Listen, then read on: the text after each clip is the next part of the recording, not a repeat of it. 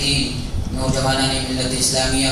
اور حاضرین کرام، اللہ رب العالمین کا بہت بڑا شکر اور اس کا بہت بڑا احسان ہے کہ ہم امن و امان کے ساتھ یہاں جمع ہوئے ہیں۔ اللہ رب العالمین کا بہت بڑا فضل اور اس کا بہت بڑا احسان ہے کہ اس نے ہمیں اس بات کی توفیق عطا فرمائی کہ ہم اس کی بڑائی بیان کرتے ہوئے آئیں اور اس کی بڑائی بیان کرتے ہوئے جائیں۔ دنیا کے بہت سارے خطے ہیں جہاں مسلمان مظلوم ہیں، دنیا کے بہت سارے خطے ہیں جہاں عید کی نماز پر پابندی ہے، دنیا کے بہت سارے خطے ہیں جہاں مسلمان چین کی سانس نہیں لے سکتا۔ یہ اللہ رب العالمین کا بہت بڑا فضل اور اس کا بہت بڑا احسان ہے کہ ہم امن و امان کے ساتھ یہاں جمع ہوئے ہیں۔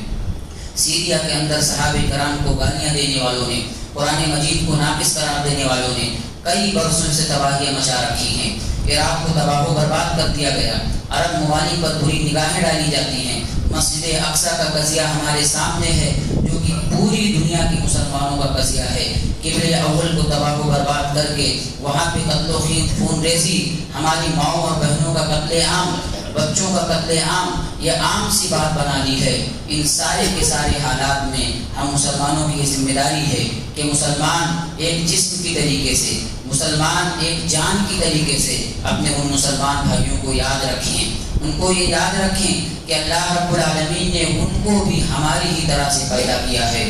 لیکن ہماری بدعمالیوں کے نتیجے میں، کتاب و سنت سے دوری کے نتیجے میں، اتباع سنت کو چھوڑنے کے نتیجے میں، قرآن مجید کو ترک کرنے کے نتیجے میں، اور وما اصابکم من مصیبت فبما کسبت ایدیکم، کہ تم کو جو بھی مصیبت لاحق ہوتی ہے اپنے ہاتھوں کا کردود ہوتی ہے کہ ضمن میں اللہ رب العالمین کے عذاب نے گھیر رکھا ہے۔ آج ان کی باری ہے، کل ہماری باری آ سکتی ہے۔ مسلمان انصاف کے ساتھ بتائیں کیا وہ مکمل طور پر کتاب و سنت پر عمل کرتے ہیں یا نہیں کرتے ہیں۔ یہ قربانیاں، یہ جانوروں میں حصہ لے لینا، یہ جانوروں کا خون بہا دینا اور اس میں بھی کتاب و سنت کی خلاف ورزی، یہ مسلمانوں کا وتیرہ بن چکا ہے۔ وہ احساس اور جذبہ جو صحابہ کرام کے یہاں تھا، وہ احساس اور جذبہ جو ہمارے اسلاف کے یہاں تھا، اسے پیدا کرنے کی ضرورت ہے۔ ان کے جسم کے ٹکڑے ٹکڑے کر دیے گئے لیکن توحید سے انحراف نہیں کیا، ان کو ریگستان پر گھسیٹا گیا لیکن پائے ثبات میں ذرا بھی لغزش نہیں آئی،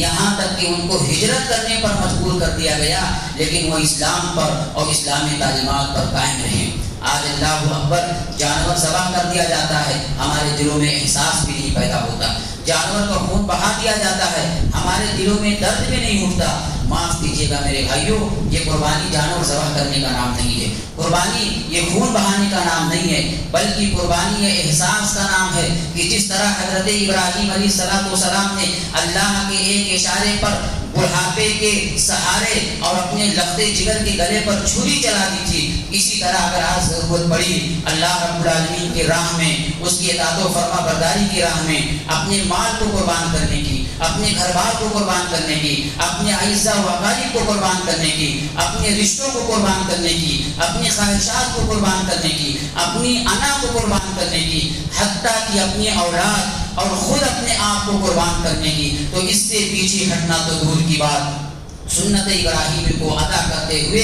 ذرہ برابر بھی ہچکچاہٹ کا مظاہرہ نہیں کریں گے۔ اگر یہی احساس، یہی جذبہ ہمارے دلوں میں بھی رہا تو ہماری بھی قربانیوں کو شرف قبولیت سے نوازا جائے گا، اس لیے کہ اللہ تعالیٰ کو یہی جذبہ تو مطلوب و مقصود ہے، جیسا کہ اللہ نے کہا کہ لن ینال اللہ لحومها ولا دماؤها ولکن ینالہ التقوی منکم۔ اے دنیا جہان کے لوگوں، اے دنیا والوں، یاد رکھو جو یہ قربانی پیش کرتے ہو اللہ کو نہ تو اس کا گوشت پہنچتا ہے نہ تو خون پہنچتا ہے، بلکہ اللہ اس قربانی سے دیکھنا چاہتا وہ تمہارا تقوی ہے، تمہارے دلوں کی کیفیت ہے، تمہارا احساس ہے، تمہارا جذبہ ہے کہ کس جذبے کے ساتھ تم نے قربانی پیش کی ہے، کس جذبے کے ساتھ تم نے جانور ذبح کیا ہے۔ چنانچہ یہ عید، یہ قربانی، یہ دن، یہ موقع ہے، یہ موقع ہے اپنے آپ کا جائزہ لینے کا